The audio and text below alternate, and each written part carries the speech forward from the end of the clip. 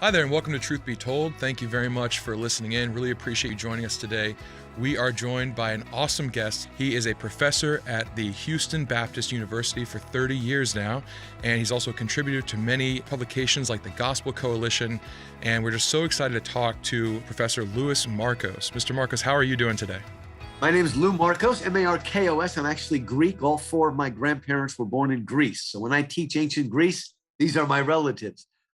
And I'm a professor of English, scholar in residence at Houston Baptist University. I'm in my 31st year. I went to Colgate, upstate New York, University of Michigan, Ann Arbor, Michigan. My specialty that I did, the PhD, are the Romantic and Victorian poets, but I also do anything to do with ancient Greece and Rome. I love the epics, Homer, Virgil, Dante, Milton. And of course, I get to teach C.S. Lewis and J.R.R. Tolkien. So kind of in rotation, class on Chronicles of Narnia, class on the Lord of the Rings, and I also do a class on Lewis's apologetics, Mere Christianity, miracles, problem of pain. Love doing all of this sort of stuff. Been here. What is my big thing? My vision, if anything, I share with the university. It's to bring Athens and Jerusalem together. What does that mean? Athens means our Greco-Roman sort of pagan pre-Christian legacy, and Jerusalem is our Judeo-Christian legacy. And how do we bring those together to give a classical Christian education that begins with Homer and goes to today? And we believe that all truth is God's truth, and that we can learn truth from pagan writers. I've written a book called From Achilles to Christ, Why Christians Read the Pagan Classics, The Myth Made Fact, how Greeks, reading Greek mythology through Christian eyes, and From Plato to Christ. So my passion is, and this was C.S. Lewis's and J.R.R. Tolkien's passion, is to learn all of that truth, both in the Christian and Jewish writers and also the pre-Christian writers, whom I believe, as they did, God used them to prepare the ancient world for the coming of Christ. And hopefully we'll talk about that more. Yeah, this is a lot of what we're going to be talking about today. And I'm so excited to be talking about it because personally, I love Lewis and Tolkien, but I also love all of the other writers you mentioned, Virgil, Homer, things like this. And I think, though, within Christian circles, or many Christian circles, at least conservative Christian circles, there's a hesitance, right, to go into some of these writers because they come with pagan backgrounds. That's a lot of what we're going to go into today. But then with Lewis and Tolkien, there's a bit of an acceptance with them because Lewis, famed apologist, Yes. Tolkien brought him essentially to, or convinced him Right. of the truth of Christianity. And so they're kind of accepted within conservative Christian cultures, but even so, there's still some pushback. I think it's like we have a hierarchy of literature where it's like the Yes. Bible, and then it's maybe Josephus, and then fiction's all the way down on the end.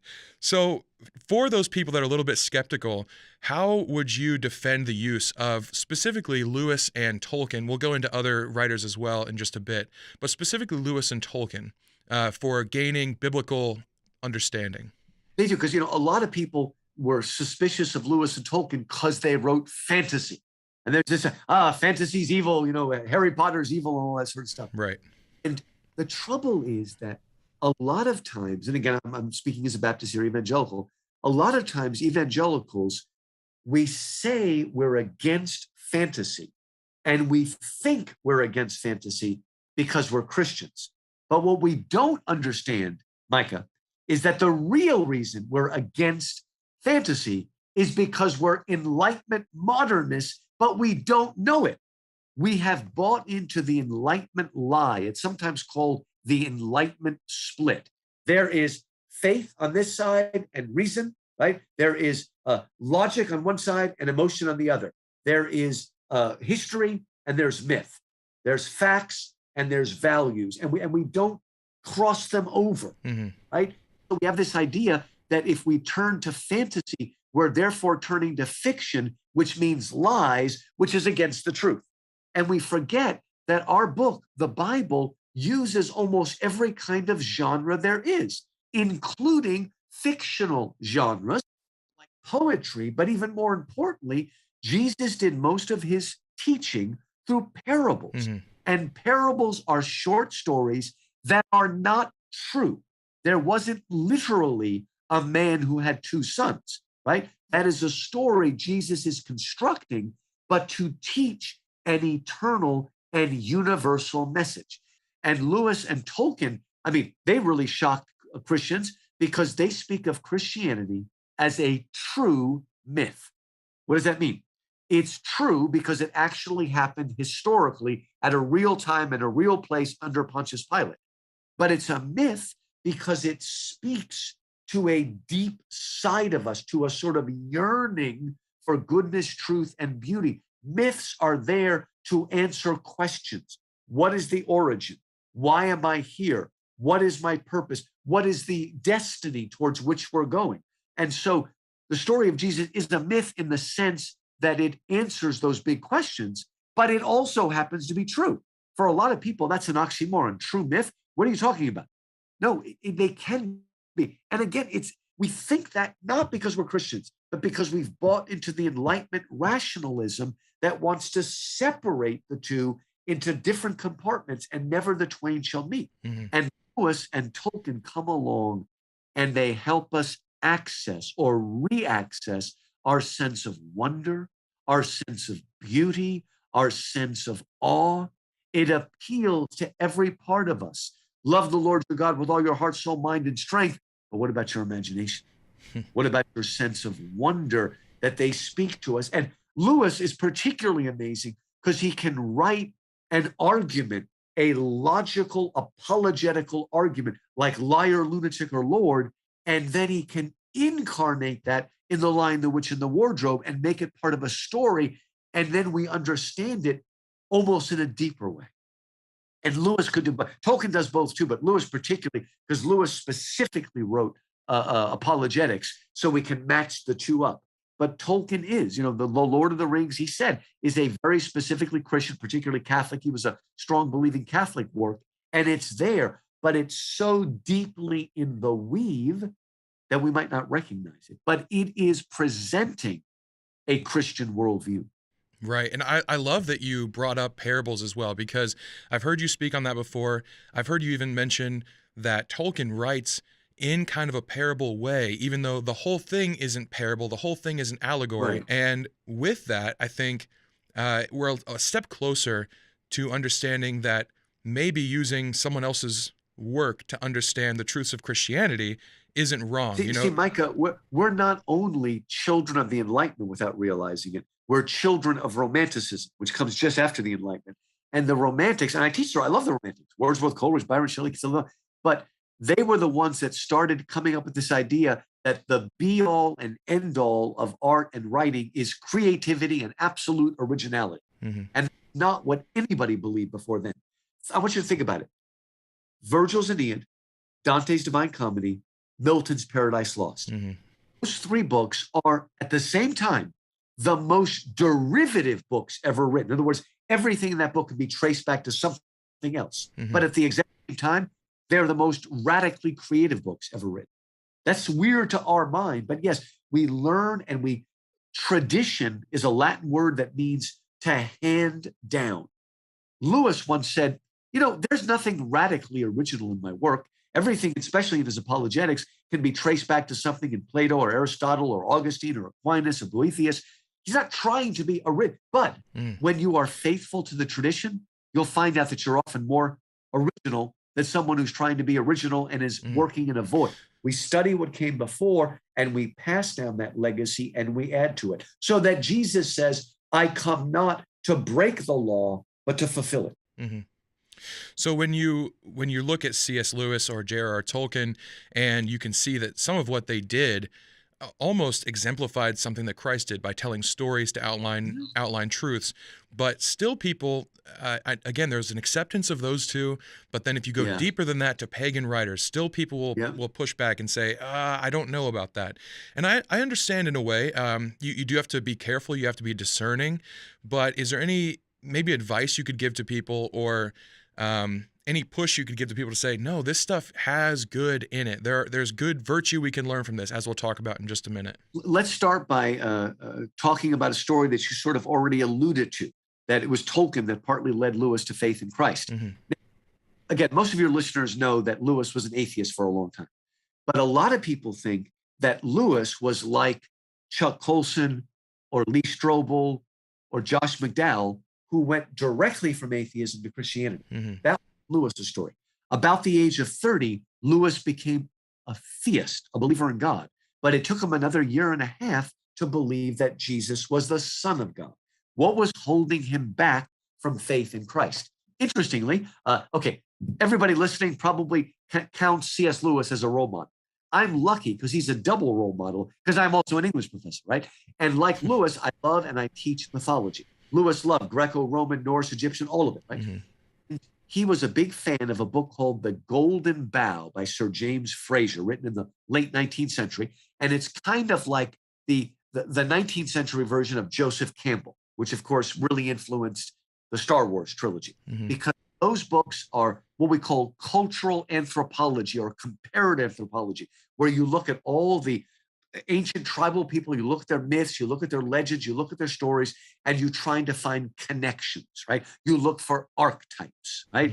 And one of the reasons why the original trilogy is so good is it's filled with characters who appear throughout. So Luke Skywalker is what they call the foundling, right? The poor guy that and Darth Vader is a type, and then the siblings are a type, and Han Solo is a type. Well, this guy Frazer discerned a certain archetype, a certain recurring pattern that you see across all the pagan nations, and he called it the Corn King.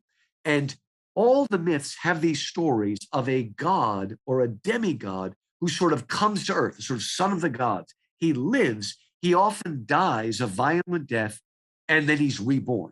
Now, it's not a literal resurrection. What it is the seasonal cycle of life, death, and rebirth. So in Egypt, they call him Osiris. In Greece, they call him Adonis or Bacchus. The Norsemen call him Balder. The Persians call him Mithras. The Babylonians call him Tammuz, right? It's this recurring story. And Lewis said, well, what do I care about the Jewish version of the Corn King? What do I care about a rabbi who died 2,000 years ago? What does it have to do with me? And then Tolkien said the words, and that's the words of my new book, changed his life. He said, Lewis, Jack was his nickname. Did you ever think maybe the reason that Jesus sounds like a myth is that he was the myth that became fact, the myth that came true? So all of us were made in God's image. God put in us a desire that's across the nations, right? He only spoke to the Jews directly before Christ came, but he didn't ignore all the Gentiles. He spoke to them through what's called general revelation, through their reason, through creation, through their imagination. He spoke to them. And in all these other cultures, that desire manifested it in these myths that are often very bloody. But guess what? Wouldn't it make sense that when the God who created all of us, when he came into the world to enact our salvation, look, Micah, Jesus fulfilled all the Old Testament law and prophets. But if that's all he did, then he would be the Messiah of the Jews, but not the King of the universe and the Messiah of the Gentiles. But when he died and rose in Palestine all those years ago, he also fulfilled the highest yearnings of the pagan peoples. And so he is also the Corn King, but he's the myth that became fact, right? I already alluded to the important theological distinction between special revelation. That's the way God speaks directly through the Old and New Testament, through the Jewish prophets, supremely through Christ himself. He also speaks through general revelation. He speaks through creation. He speaks through reason. He speaks through our conscience. He speaks through our imagination and our yearnings and desires. And so again, he did not ignore the Gentiles, but he spoke to them in a generic way. And a lot of what God spoke to them finds its manifestation in the great philosophy of Plato, the poetry of Homer, the poetry of Virgil, in Aristotle and in Cicero, and in the great myths that encapsulate the yearnings and desires of the nations. And that's why not only Jewish shepherds, but pagan magi come to the Christ child and find fulfillment in him. It's so cool.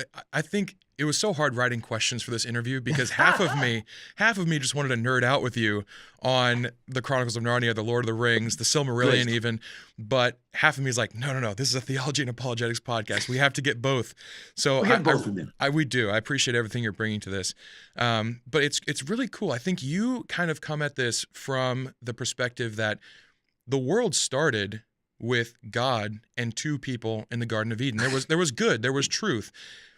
And then over time, that truth became perverted or twisted or diminished, lost in people's minds, but that we started with truth. Sometimes I think we often will think, okay, Satan, the father of lies, he will put truth into his lies in order to make you misunderstand or something like that.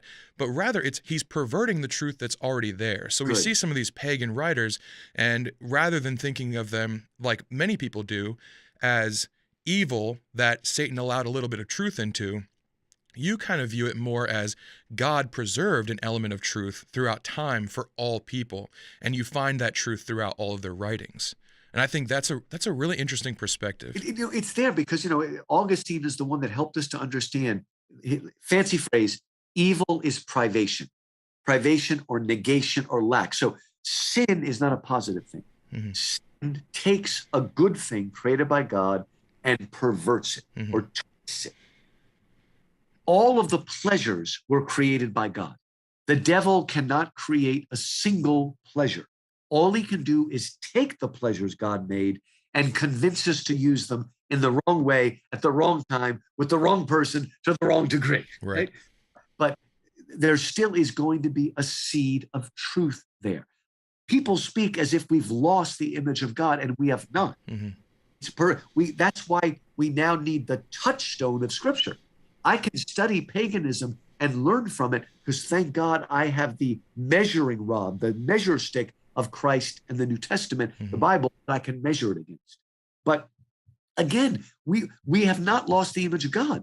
We can still reach out, and we are capable of virtuous behavior. Not virtuous behavior that will save us, but virtue. Look, what other way to read it than the story of Cornelius? That is the centurion in Acts chapter 10, Mm-hmm. who a God-fearing Gentile, right? He is not a Jew, but he is practicing virtue, and God notices him. Now, God doesn't save him because of his virtue, but God sends the gospel to him via Peter, and he accepts it, and then he's saved. But God seems to be pleased by the virtuous acts of this pagan, as he clearly is in the story of the centurion in Luke now. When he goes to the centurion says, "My servant is dying. Lord, will you heal him?" And Jesus says, "Okay, let's go." No. I am not worthy to have you under my roof. But listen, I am a man under authority, and there are people that are under my authority. And I recognize that you are a man of authority, and all you need to do is give the word, and it will be done. And Jesus, it says, Jesus was blown away. The direct translation of the Greek. There's only 2 times when it says Jesus was amazed. One time is by the lack of faith of the people of Nazareth. The other time is this pagan centurion, and Jesus says, "I have not found such faith among the children of Israel." And he is pleased with the centurion. That doesn't mean the centurion's virtue saves him. Salvation is only through Christ. But Jesus seems to notice, and he seems to be pleased. Mm-hmm. Wonderful thing. I like that you mentioned it. We have this touch point with people of other nations that, as we look back at these people that wrote some of these writings that are incredible literary works, but also valuable to us if we study them. You mentioned a touch point, and it's so important because for those that are still maybe a little bit skeptical, you can see Paul using some of paganism and using the touch points of truth that they have to then evangelize to them later when he goes and speaks at Athens. I see that you're very religious. This is great. This part you have. Now let me explain, let me clear some cobwebs that you have.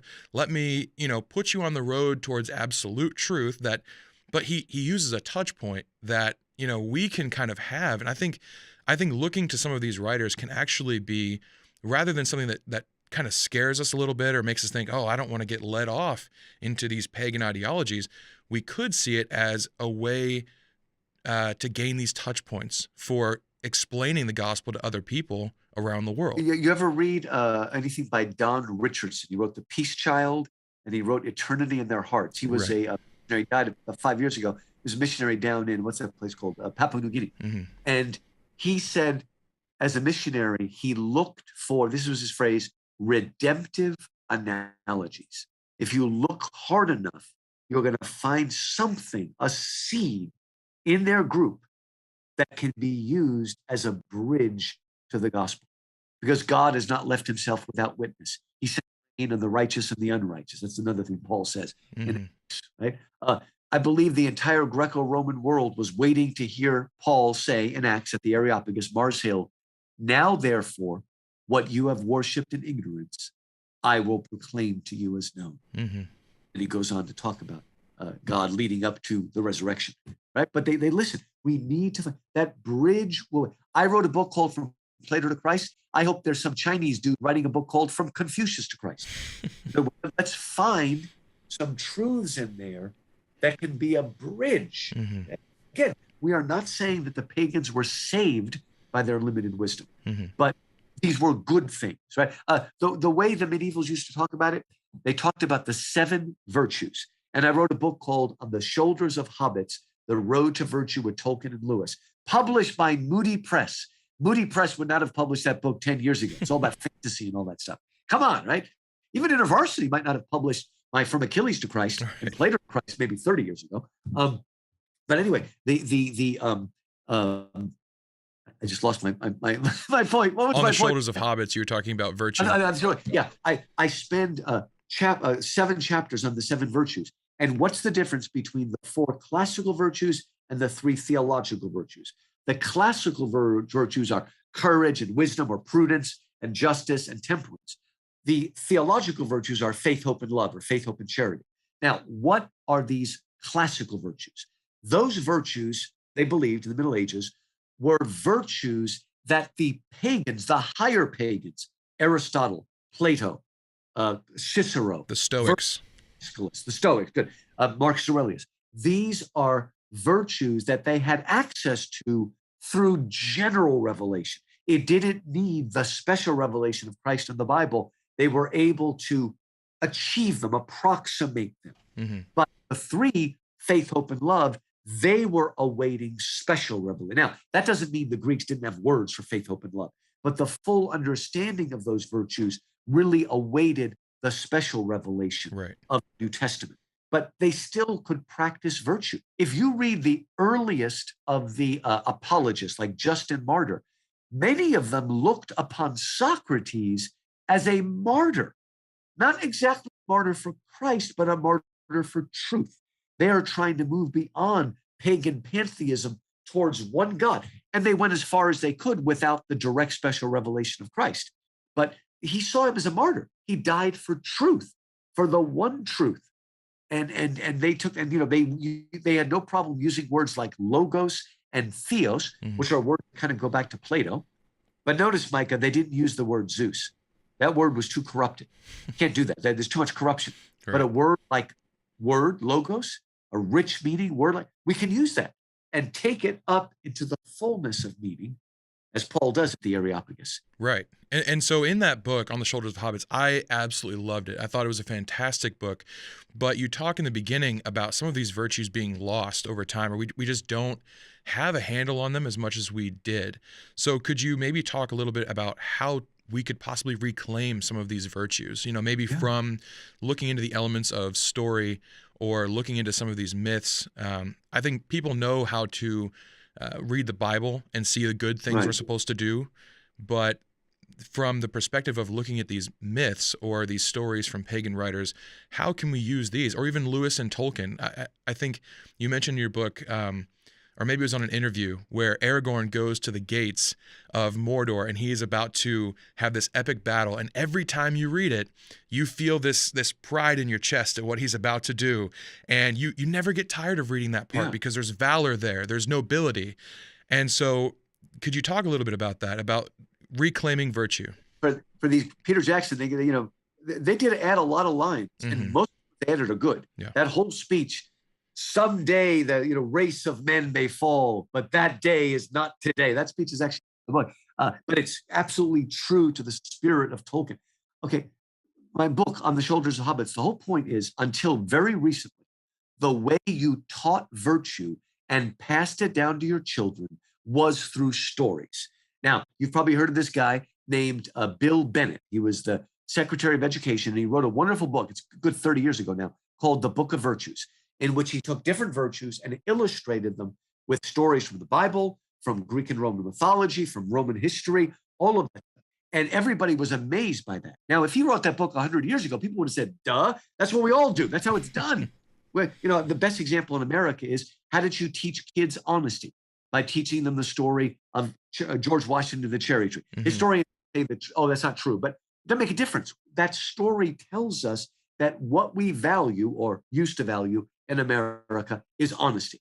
I remember a story I was told as a kid that when a young Abraham Lincoln was working at a store, and somebody ran off and left without their 1 penny change. And he ran miles to catch up to him to give him his proper change. This idea of honesty and integrity as something that Americans used to value. And you teach them through stories, through myths. If you want to teach your children, if you want to teach your children that it's bad to lie, you can run them through Kant's categorical imperative and give them all sorts of logical, rational reasons. Or you can just teach them the story of the boy who cried wolf. Any kid that's heard that story enough, they know, oh, I remember my son trying to save that poor boy from the wolves. I said, no, he got eaten, right? But that's a teacher, because it embodies or incarnates the importance of virtue and the dangers of vice and what it leads to. Let me make this very American, okay? George Washington very consciously patterned himself after one of the heroes of the Roman Republic, a man named Cincinnatus. In fact, he came to be called the American Cincinnati. This is a story some people doubt whether it's true. No reason to doubt it, I think. Way back in the beginning of the Roman Republic, they had 2 presidents, consuls they called them. But if there was a state of emergency where Rome was in danger, they could choose someone to be a dictator for 6 months and have complete power to fix things up, right? Okay. And the Romans were being attacked by a foreign invader. They were always being attacked. And they went to Cincinnatus, their greatest general. And when they came to him, he was working at the plow, and he was, plowing a furrow in the field. And they said, Cincinnatus, Rome needs you. Become our dictator. So he put down the plow. He put on his armor. He went and he saved Rome. Now, everybody loved him so much that he could have easily tried to make himself dictator for life, which is what Julius Caesar did, got him killed. Instead, he said no. He went back to his plow. He literally picked it up where he left it and continued his furrow. And this talks about good citizenship, that you put Rome above your own personal ambition. And of course, George Washington had the chance. He probably could have been the first King George of America. And he said, no, like Cincinnatus, I am going to abdicate that power. And he gave us the rule, only 2 terms, only broken once by FDR because it was during the war. All right. Give me another example from Texas, my home state now. I've been here more than half my life, so I'm a Texan. All of those guys that died at the Alamo were absolutely conscious of the fact that they were the new 300 Spartans dying at Thermopylae. They knew it. I mean, they knew what they were doing, right? They didn't even have to see that crazy movie. 300, right? And the terrible remake, the sequel. Don't even think about it. The first movie was good. Just don't let your kids watch it. Right. It was, but they were conscious of that. They learned from that. I want to teach my son that you need to have moderation. The best way to do it, and the first story I tell in my book, A Myth Made Fact, is the story of Daedalus and Icarus. Right? Daedalus and Icarus were trapped in this prison that overlooked a mountain down to the sea. The only way they could escape was by flying. And so Daedalus, the great artificer of the ancient world, created wings, right? And he put some on his son and some on, he said, Icarus, now listen, do not fly too low, or the sea will make your wings heavy and drag you down. But don't fly too high, or the sun will melt the wax, the feathers will fall off, and you'll die. And he forgot his father's good advice. He flew too high. The wax melted. He watched one by one the feathers, and he plummeted to the sea and died. This is a good way to teach people the importance of temperance or self-control.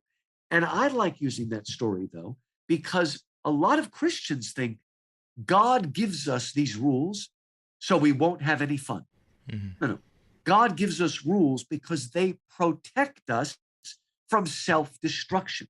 And the story of Daedalus and Icarus will remind you that Daedalus didn't do it to stop Icarus having fun. He did it to preserve his life. And when we don't follow the rules, we are putting ourselves in danger. So there's an example, Michael, where a pagan myth can help us understand a deeper Christian truth that maybe your children won't listen to it if you tell them the same old Bible stories. Oh, I know that. That's Sunday school. Tell them a different story. Defamiliarize it, to use a fancy, and then suddenly, oh, now maybe I understand something I didn't understand before. It's almost like in a world where we have less and less people to look up to, it's so important to have heroes in stories to look up to because they exemplify virtue. So, or at least heroes are cautionary tales like Icarus. To me, when it comes to virtue, probably my biggest hero is someone who's not even a believer yet, and that's Jordan Peterson.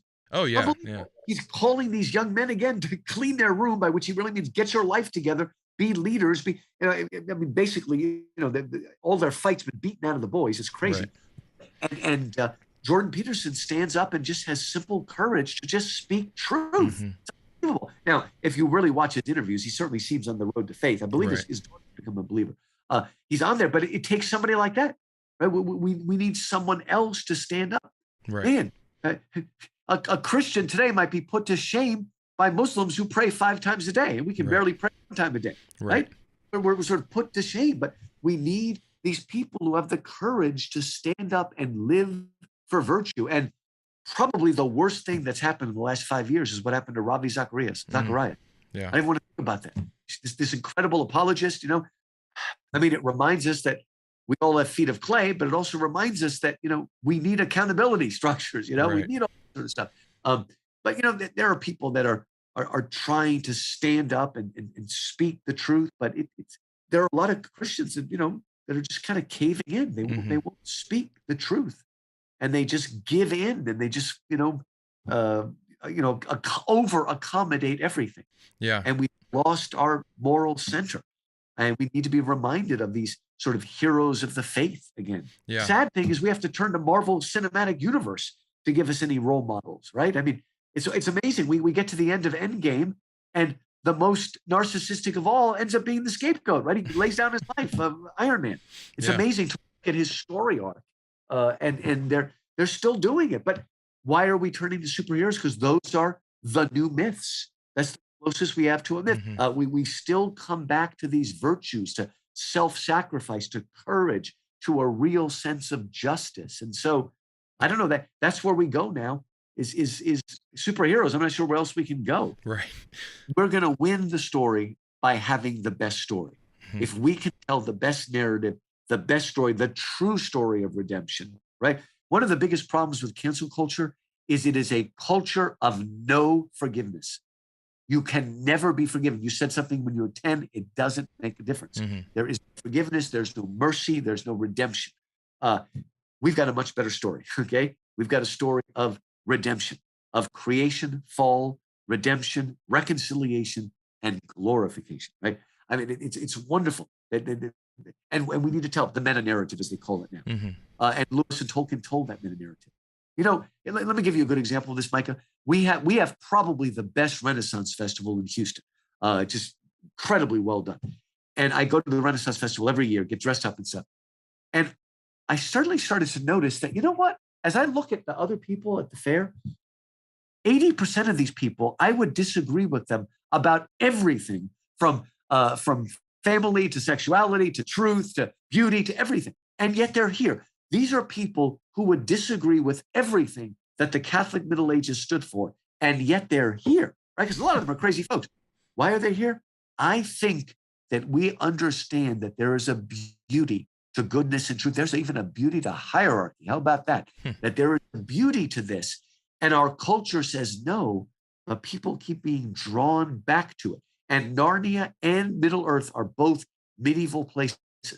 And they're even monarchies, but a monarchy that gives you meaning and purpose. Mm-hmm. And so the fact that people are still drawn there tells me that we need to tell the story. We need to get that story out so they can understand and they'll be drawn to it. That's a great point. I think hierarchy especially is a really big one that I think people have trouble with. But when you see at the end of Lord of the Rings, I believe it's in the book and the movie, but where Aragorn is king and the hobbits bow to him and he lifts them back up. And there's a hierarchy there, right? They're his subjects. He is the king. But he lifts them up at the same time. And like, man, the picture of Jesus Christ there where he is 100% over us and yet he's lifting us up. And that, oh man, hierarchy is beautiful because when you're beneath someone, they can lift you. And that's what Christ does for us. That's awesome. Lewis said it, okay?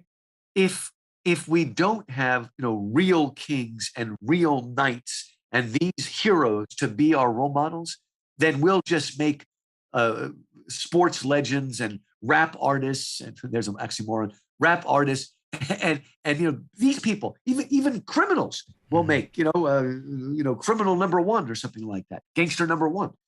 So it's natural, if we don't drink the good stuff, we're going to drink poison, basically, is what's happening.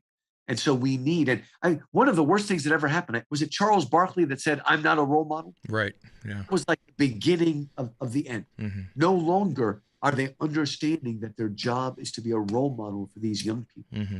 The real problem, Micah, is that the public schools haven't exactly thrown out virtue. They've thrown out the real virtues and substituted them with pseudo virtues. Mm-hmm. Egalitarianism, inclusivism, tolerance, multiculturalism, equality. These are not evil things, but this is not the center of virtue. Right? They're all negative virtues anyway. Tolerance doesn't mean I'm going to treat everyone as if they were made in the image of God. Tolerance means I'll overlook your sin if you overlook my sin. Right. That's all it means.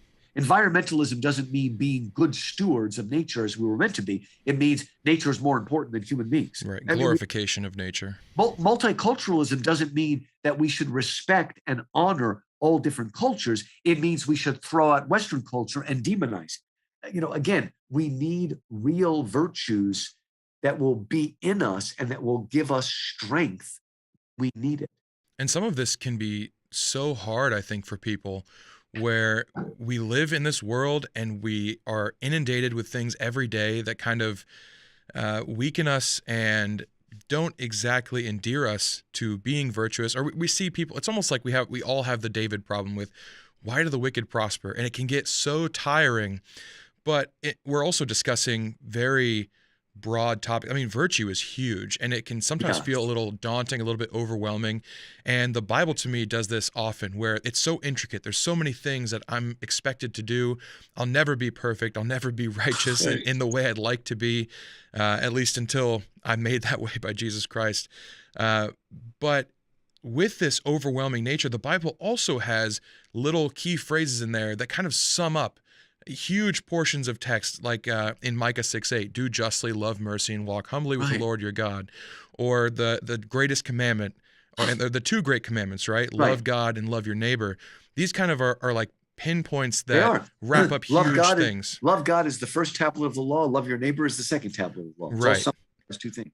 So with all of these broad things that we're talking about, could you maybe give something for people to take home so they can feel like, because it is hard to stand up in this world. It is hard to remain virtuous. It is hard to feel like it's worth it.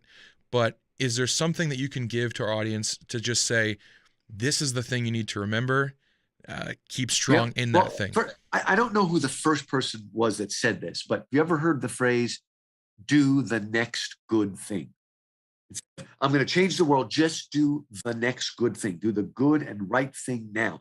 One thing I mentioned, that guy, Rod Dreher, the phrase comes from Solzhenitsyn, live not by lies. Okay, look, you may not have the courage to speak up, but don't tell lies. So don't say anything that's false. That's a good way to start. The next thing to do is, okay, maybe you're at a secular workplace and you don't have the courage to speak up about Christ. But you know what you can do?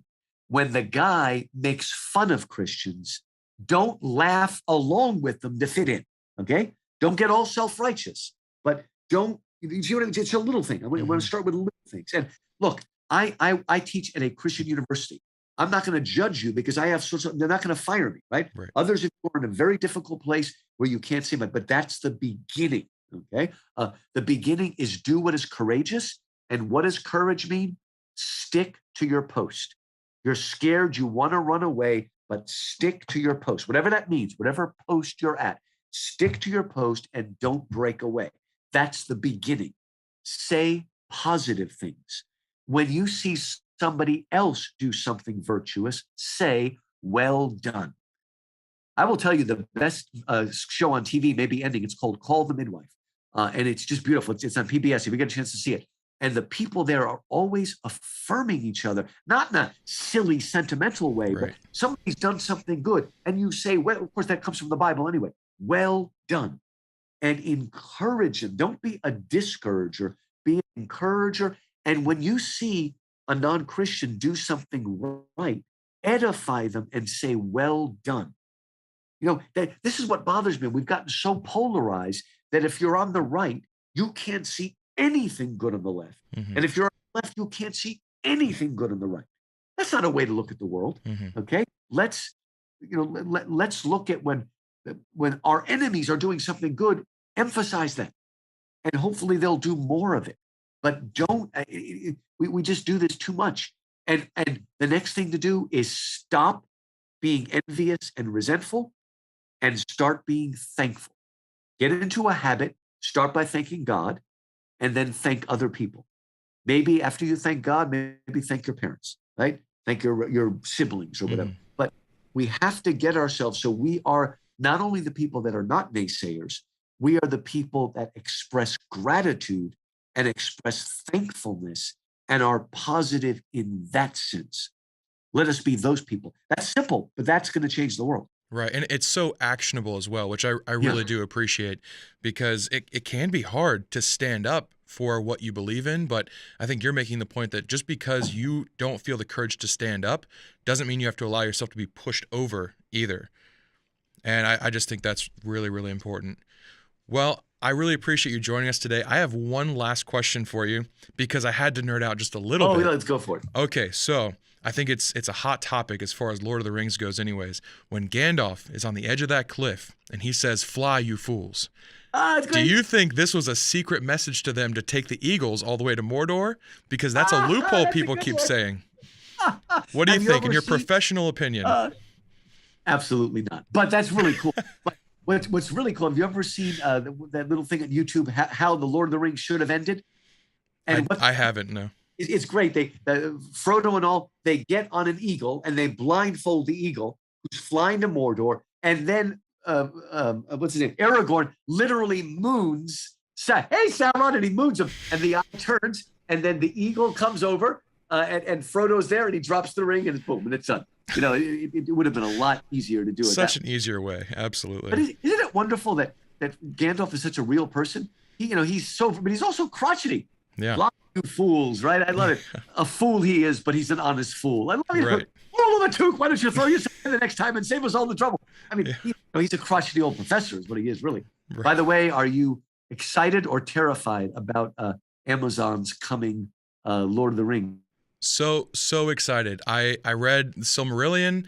I've read I just actually this year finished all of the works of J.R.R. Tolkien. Wow, good. And so I'm really looking forward to just seeing what they do with it. I don't know. I they hope can't ruin it good for me.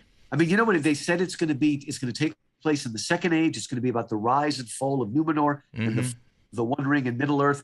We'll see. I mean, I'm still, not sure what it is we're seeing in the picture that they released. Right. It's like Valinor, but they're gone from Valinor. Right. So I'm not sure exactly what that's supposed to be, but we'll see. But they can't ruin the books for me, so that's okay. Yeah, I hope it'd be good. I mean, really, the Silmarillion is almost more suited for a miniseries than a movie anyway. Though I would like a Beren and Luthien movie standalone. I wish Peter Jackson would do that and make that movie standalone, but that would be incredible. We'll see what happens. I would love to see it too. Well, thank you so much for joining us. I really do appreciate your time. We'll have to do a whole other episode just where we nerd out about stuff because there we go. We can talk about Star way Wars, too tempting. Star Trek and Lord of the Rings and everything else we want. Where can our listeners find your stuff? Yeah. Amazon.com, and type in Louis Markos. You'll see my name, Markos. It's a Greek name. And my Amazon author page has I got 22 books there. And also, if you go to YouTube and type in my name, I have a YouTube channel with all sorts of free videos and things. My whole class on Narnia and Lord of the Rings. I got stuff up there as well. So that's the best way to do it. Well, thank you all so much for joining us. I really do appreciate your time, and I hope that you found this interview interesting, and I hope it's inspired you to pick up some of this literature, not just from Dr. Markos, but also from different writers all throughout history, to try and find virtue in them, find heroes and cautionary tales, and to enact virtue in your life, because I know it can be difficult, but it's well worthwhile. So thank you again for tuning in, and until next time, keep on reading your Bibles, keep on thinking critically about them, and keep on applying the truths that we learn here to your lives. Thank you.